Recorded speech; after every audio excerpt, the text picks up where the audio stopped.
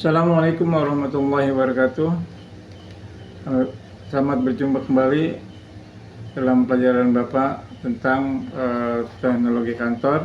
Ya, sebelum Bapak menyampaikan materi Bapak ingin menyampaikan informasi penting terkait dengan penerima siswa baru di Yayasan telah dibuka. Silakan mendaftar ya, bagi anakku sekalian, bagi saudaranya, mbak milinya, tetangganya, saudara jauh maupun dekat ya. Alamatnya di mana? Alamatnya di Jalan Muhammad Kapi 2 nomor 28 ya. Saat ini selalu dibuka, silakan untuk mengajak saudaranya, temannya, pemilihnya untuk segera berbondong-bondong untuk mendaftar di SMK, SMP, MTS, dan MI ya. Ditunggu kabar baiknya. Mari sama-sama kita memulai pelajaran kita. Hari ini kita akan belajar dengan mapel teknologi kantor. Materi terdahulu adalah tentang bagaimana kita bisa membedakan presentasi yang baik dan presentasi yang buruk ya. Tentu sudah Bapak jelaskan itu di materi sebelumnya.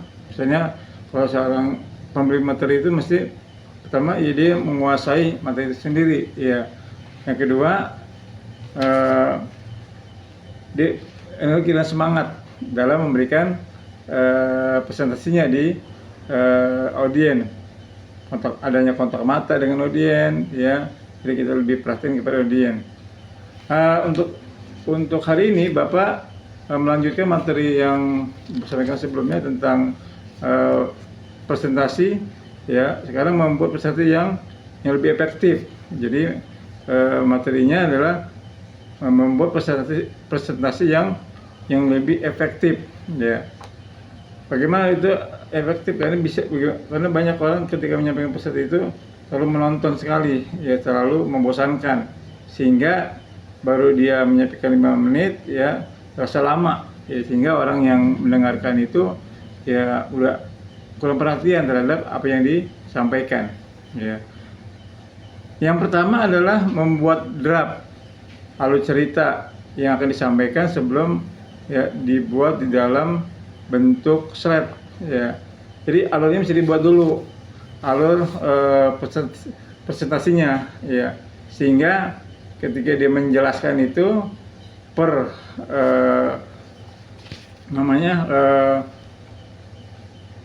per slide ya, presentasi itu dapat dipahami dengan baik dan juga pastinya lebih menarik gitu. Jadi dibuat alur ceritanya ya. Contoh misalnya dia ketika dia menceritakan bagaimana pedagang itu bisa mencapai sukses ya, dia mesti menceritakan bagaimana contohnya. Ceritakan seorang pengusaha sukses seperti apa ya, sehingga ketika dia menyampaikan materi itu terbayang, oh ternyata yang pengusaha yang sukses itu begini. Artinya bisa diterima di awal dia sudah memberikan contoh. Yang kedua, satu topik dalam satu waktu slide ya. Jadi dibuat slide beberapa slide ya, itu memang disampaikan dalam satu topik satu slide ya. Jadi jangan satu slide itu menggambarkan beberapa topik sehingga akan buyar, akan pecah. Misalnya slide itu menggambarkan tentang bagaimana gambaran usaha apa, misalnya membuat usaha baju gitu.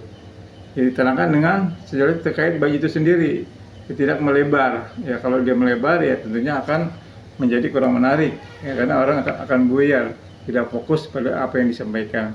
Yang ketiga, tidak ada paragraf ya, tidak ada paragraf. Maksudnya di sini adalah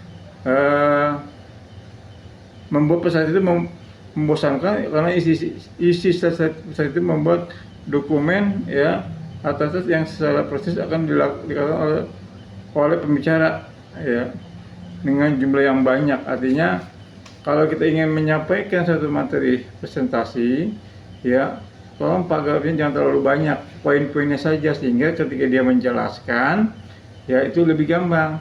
Jadi penjelasannya tidak dibaca, tapi penjelasan itu disampaikan oleh pembicara itu, sehingga akan lebih menarik banyak contoh-contoh yang akan diberikan.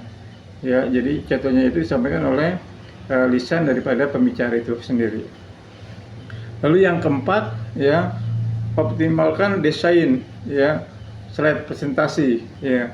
Tentunya desain ini harus mendukung, ya, mendukung materi dari materi yang disampaikan. Jangan sampai antara materi dan desain itu berbeda. Contoh kasus misalnya dia materi tentang kebakaran, tapi desain yang digambarkan sebaliknya, ya, tentang banjir, tentang bunga-bungahan, tentang orang yang sedang berjalan. Jadi tidak nyambung, mestinya disampaikan dengan sesuai dengan materi yang disampaikan. Jadi biar ternyambung, sehingga desain itu juga mendukung daripada materi yang disampaikan, ya. Yang kelima, gunakan gambar, ya, ilustrasinya secara tepat. Ya, gambar ini juga mendukung dalam menyampaikan materi kita. Misalnya dia menyampaikan tentang usaha membuat baju. Tentunya yang kita beli gambar itu adalah gambar tentang beberapa pola baju, sehingga lebih menarik. Jangan kita gambarkan pola boneka, pola gambar misalnya membuat kacamata, membuat kain, ya, tidak ada hubungannya, sehingga yang mendengar pun akan bertanya-tanya, ya, ini kagak nyambung nih katanya, gitu, ya. Lalu yang keenam, ya, berpikir di luar layar, ya, berpikir di luar layar. Maksud di sini adalah satu bagian kecil dari presentasi itu bukan mewakili keseluruhan presentasi. Jadi presentasi bukan mewakili keseluruhan presentasi. Jadi pembicara menjadi pusat presentasi. Jadi pembicara itu akan menjadi pusat perhatian audiens, ya. Jadi dia apa yang disampaikan itu, ya, berarti isi daripada materinya, ya. Makanya seorang pembicara presentasi harus pandai-pandai dia menyampaikan materinya, ya, sesuai dengan waktu yang telah diberikan.